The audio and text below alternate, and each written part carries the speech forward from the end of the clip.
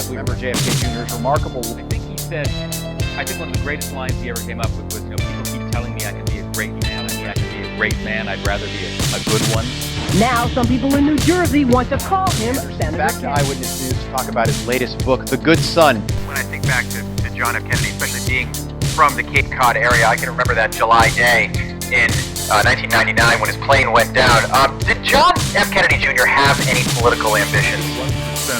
The New York Senate seat being vacated by Daniel Patrick Moynihan. Hillary Clinton wanted that seat. It was the seat that was to launch her career, but she was very afraid that John would throw his hat in the ring at the last minute. And indeed, that's exactly what he planned to do. And he told his best friend,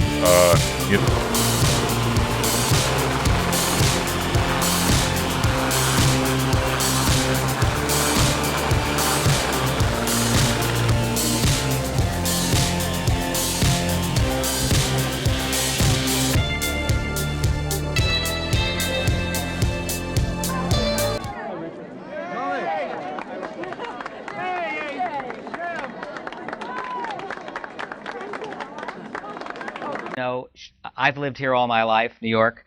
She's a carpetbagger. She's never spent any time here. So wait till Hillary gets here. She'll have her head handed to her. I mean, he was going to play hardball. That's interesting.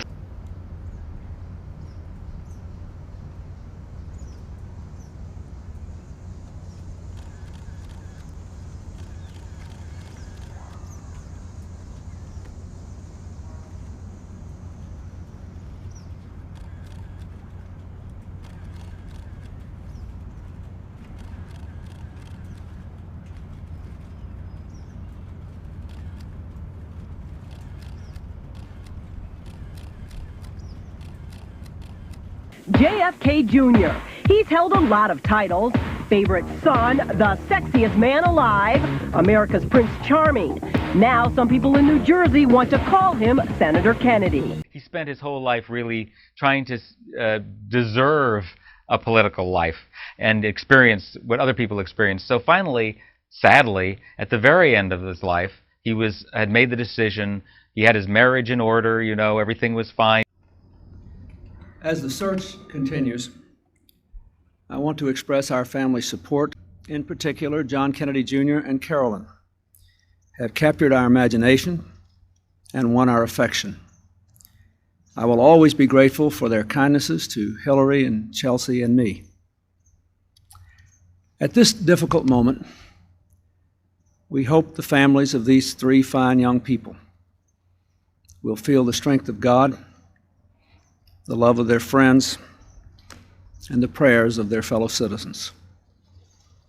Thank you. Jr., his wife, and her sister are now scattered in the Atlantic off the coast of Martha's Vineyard. The burial at sea provides closure now for two families that have certainly seen their share of tragedy. We have a series. And we stand today on the edge of a new frontier. As my father accepted the Democratic nomination for president, he looked to the future and challenged Americans to join him on a journey toward a new frontier. That spirit is kept alive today by a new generation of leaders. The New Frontier Award celebrates men and women from the public and private sector who are answering my grandfather's call to service. The new frontier of which I speak. The new frontier of which I speak is not a set of promises. It's not a set of promises. It is a set of challenges. It is a set of challenges. It sums up not what I intend to offer the American people, but what I intend to ask of them.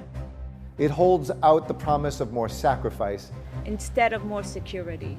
The new frontier is here, whether we seek it or not. Beyond that frontier are uncharted areas of science and space.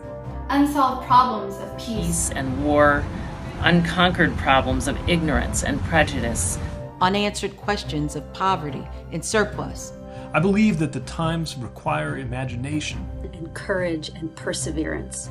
I'm asking each one of you to be pioneers toward that new frontier. For courage, not complacency, is our need today. Leadership, not salesmanship. And the only valid test of leadership is the ability to lead and lead vigorously.